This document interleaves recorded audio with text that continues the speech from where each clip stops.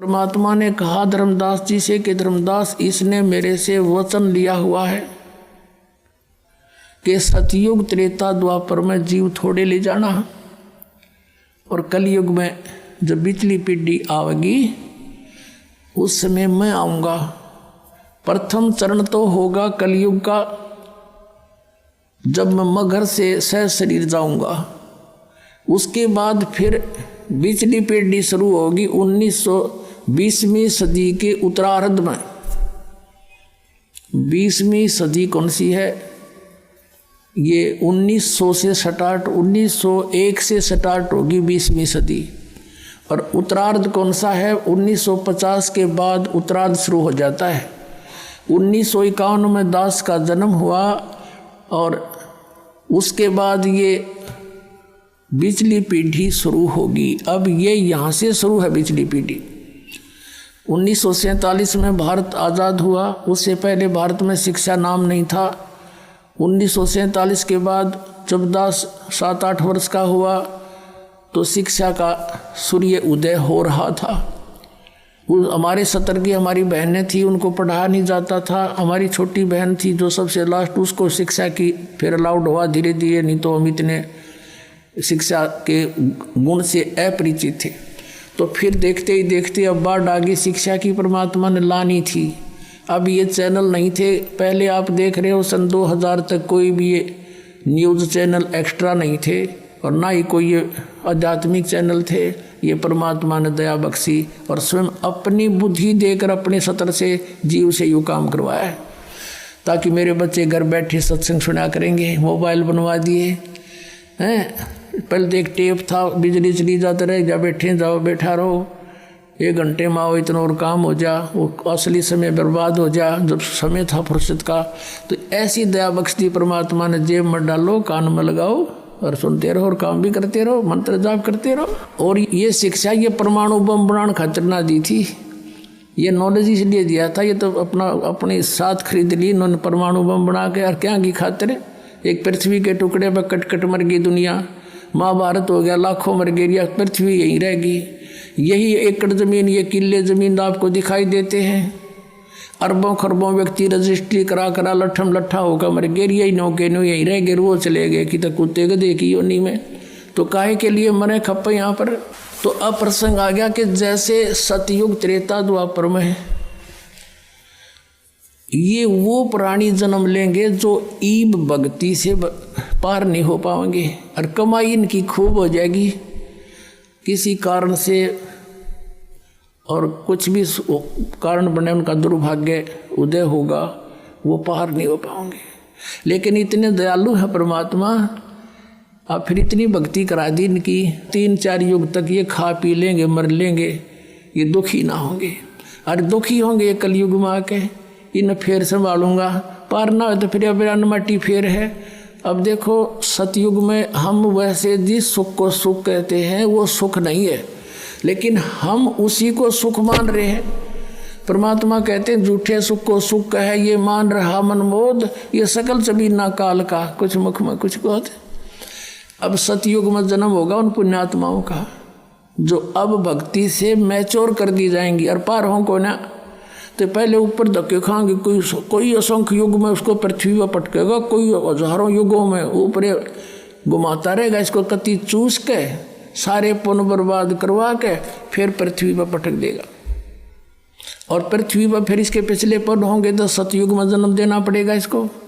उस समय सतयुग में कैसा माहौल होगा कि जैसे कलयुग के अंत में परमात्मा ने अपनी वाणी में सूक्ष्म वेद में लिखा है कि 20 वर्ष की आयु रह जाएगी पुरुष की, मनुष्य की, और 5 वर्ष की लड़की विवाह, यानी 5 वर्ष की लड़की के बालक होने लग जाएंगे, बच्चे उत्पन्न करेगी, और 1.5-2 फुट की आयु रह जाएगी मनुष्य की हाइट लास्ट में, एंड ऑफ द कलयुग। और सभी प्राणी बेल खोद कर आ करेंगे, मैल मूल नहीं बढ़ाओगे, भूकंप झटके तूफान इतनी ज़बरदस्त आ करेंगे को 2-3 फुट का भी स्ट्रक्चर बनाकर नहीं रह सकता, इतनी पीड़ा होगी इनको। और सब मांसाहारी हो जाएंगे, कृतघ्नी हो जाएंगे। तो फिर क्या होगा कि उस समय ये एक जो राजा हरिश्चंद्र हैं, ये सतयुग में जिन्होंने इतना तप साधना की थी और बड़े सत पर रुके रहे, वो स्वर्ग में हैं। उनको फिर 10वां अवतार बना के भेजेगा युकाल, उसके कर्म बिगड़वाण ने। उसकी बहुत लंबी तलवार होगी और उसका कद सबसे तगड़ा होगा, 7-8 फुट का होगा। और फिर सबको वो काटेगा जैसे परशुराम नक्षत्री काटे थे, क्योंकि वो तो ये मानने को नहीं, यहाँ का इलाज लास्ट में यही है इसके पास। सबको कत्लेआम करेगा, ख़त्म कर देगा। उस समय थोड़ी बहुत भी आस्था जिसकी मालिक में होगी उसने छोड़ देगा, जरा सी भी कोई थोड़ा सा भी डरने वाला। फिर क्या होगा कि इतनी ज़बरदस्त वर्षा होगी पूरी पृथ्वी पर, जल ही जल हो जाएगा। और वो प्राणी ऊंचे स्थानों पर जाकर रहने लग जाएंगे, पहाड़ों पर। और जैसे परमात्मा लिखा है कि 3 हाथ अंश खींच लेत कलयुग धरती का, और उगय कोई ना बीज हाल कह दो पृथ्वी का। लास्ट के कलयुग के अंत में 3.5 हाथ का अर्थ है 3.5 फुट तक नीचे तक उपजाऊ अंश खत्म हो जाएगा पृथ्वी का। अब आप देख रहे हो खाद पर खाद ठोकने लग रहे, फिर इसमें होगा क्या, कुछ दिनों में समाप्त हो जाएगा ये। लेकिन अब फिर मालिक कुछ दया बख्शेगा आपके ऊपर। अब यूँ हजारों वर्षों तक सतयुग जैसा माहौल होगा और समय पर वर्षा होया करेगी और थोड़े में गुजारा होगा। अब हम पृथ्वी ने न्यू पाड़न लग रहे हैं, कोठी बनावांगे, बंगले बनावांगे, न्यू करांगे, कार खरीदांगे, 1 किलो 20 खाद डाल दें, फिर हम खाने जोगे पैदा करेंगे दाने, घड़ी बकवाद नहीं बहावेगी, या फिर स्थिति ठीक होगी, बाग बगीचे लगेंगे, सुंदर माहौल बनेगा। देख लेना यहाँ पर फिर ऐसा ही बनेगा। कलयुग के अंत में वो फिर ये उपजाऊ तो है को नहीं और वर्षा हुआ नहीं, क्योंकि प्रदूषण बढ़ जाएगा।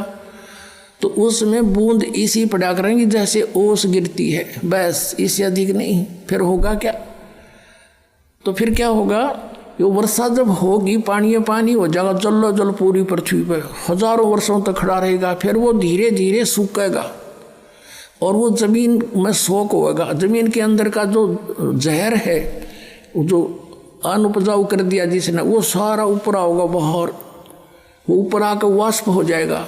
फिर क्या होगा कि जंगल वन उत्पन्न होंगे, झाड़ जंखाड़ वन, बड़े बड़े सुंदर पेड़, फलदार वृक्ष बेर, और धरती फिर से उपजाऊ बनेगी। वो फिर सड़ेंगे, वहाँ इसके खाद का काम करेंगे।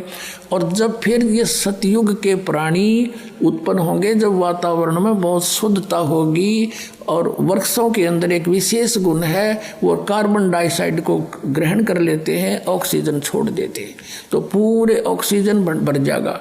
बड़े बड़े वृक्ष होंगे। अब माता पिता छोटे छोटे होंगे, बच्चे बड़े बड़े तगड़े होंगे। अब इसके उल्टा शुरू हो रहा है, माता पिता तगड़े, बेटा बेटी इतनी होने लग गई। अब रिवर्स काम चल रहा है। तो ऐसे फिर सतयुग शुरू होगा। उस सतयुग में ये आत्मा जो ईब यहाँ रह जाएंगी इस भक्ति प्राइम टाइम में, तो वह फिर जन्म लेंगी। अब उनकी पिछली भक्ति से वो जहाँ लगाओगे समाधि भी लगेगी। अब उस अपने हथियार ने कितना प्रयोग कर लो, वही सफल होंगे। अब जैसे चाकू है, चाकू का उद्देश्य क्या होता है, सब्जी छोल ले, प्याज छोल ले, नींबू काटे, प्याज काटे, अपना काम ले, और उसने किसी का घसो दे, काम तो उड़े भी करेगा, फिर वो तो पाप इकट्ठा कर लिया। तो ऐसे उनकी सबकी अंदर जो है, जब ध्यान मग्न होंगे, क्योंकि उनको विधि ये बताई जाएगी, मेडिटेशन करो, 1-1 लाख की उम्र हो जाएगी वर्ष की, सुंदर आहार फलदार वृक्ष खाओ पियो मौज करो। ये जो गेहूँ चने ऐसे ये अपने आप अपने आप उगेंगे वहाँ पर, उन्हें तोड़ के लाने और मसल के खाने। ये होता सतयुग में। फिर कोई काम नहीं करना और इतने स्वस्थ शरीर होंगे, कोई बीमारी रोग नहीं होता। और वहाँ के जब भगवानों के बदले इसने छोड़ के दूसरा भगवान कोई ना सुना का मैं समाधि लाता हूँ, मेरी समाधि वहाँ तक जाती है। तो सतयुग त्रेता द्वापर तक इन्हीं अब के बिछड़े हुए बागियों के पुण्य फिर थोड़े बहुत चलते रहेंगे। ये सुने को ना भगवान की बात, और उसके कुछ पूर्व संस्कार से उनको लाभ होता रहेगा। वो सोचेंगे जो साधना मैं कर रहा हूँ इसी से मुझे पुण्य हो रहा है, लाभ हो रहा है। और कलयुग में धर्मदास ये कति खाली हो लेंगे, बैटरी डाउन हो जाएगी इनकी। नरे पाप इकट्ठे होंगे, शास्त्र विधि साधना करेंगे। शास्त्र विधि अब देख लो, जब शास्त्र विधि के अनुसार एक भी किसी मजहब पंथ में भक्ति हो, नानक साहब जी सतनाम का जाप करते थे, पूरे सिख समाज को उसका पता नहीं, तो वो कैसे मोक्ष प्राप्त होगा उनको। ऐसे ही पूरे हिंदू समाज में इस मंत्र से जाप होनार एक को भी नहीं पता, कोई एंड बैंड नाम देते हैं। ऐसे मुसलमान समाज में, ऐसे ईसाई समाज में देख लो, तो ये सब शास्त्र विधि त्याग का मनमानी पूजा करने से अब इनकी पुण्य कमाई तो बनी नहीं, आध्यात्मिक कमाई बनी नहीं, अन्य सिद्धि शादी आ गई, वो यहीं बर्बाद कर दी। तो अब इनका कुछ भी क्रिया काम नहीं करेगी, सब दुखी हो लेंगे। और जो साधना ये करते ये तो काम की थी है कोई ना, पिछले पर हर दिन के अच्छे हैं नहीं, तो सब पर कैर टूटेंगे, बट नेचुरल है। और जब ये दुखी होंगे तो भगवान की खोज में कोई संत के पास जाएंगे, कोई किसी पंथ के पास जाएंगे, कोई मंदिर में जाएंगे, कोई मस्जिद में जाएंगे। फिर वहाँ मैं अपने बच्चों को मिलूँगा किसी भी तरीके से, और फिर उनको सतमार्ग बताऊँगा और मैं उपदेश दूँगा, वो लेते ठीक होने लग जाएंगे और वो फिर मुझे पहचान लेंगे। और नकलियों गुरुओं की किताबें बन चुकी होंगी, जब मेरा संत जाएगा वो उनकी पोल पाड़ के और सबको सार्वजनिक कर देगा, और मेरे बच्चे मुझे पहचान लेंगे और सतनाम जाप करके सार नाम लेकर मेरे पास न्यू आवेंगे। तब कलयुग तक इसको छुपा के रखना। इसलिए परमात्मा ने सतयुग त्रेता द्वापर में जानबूझकर फ्री छोड़ दिया था, खा लेने दे धक्के न और अब देखना पुण्यात्माओं, नो जहाज के जहाज भर के जाएंगे सतलोक में। बोलो सतगुरुदेव।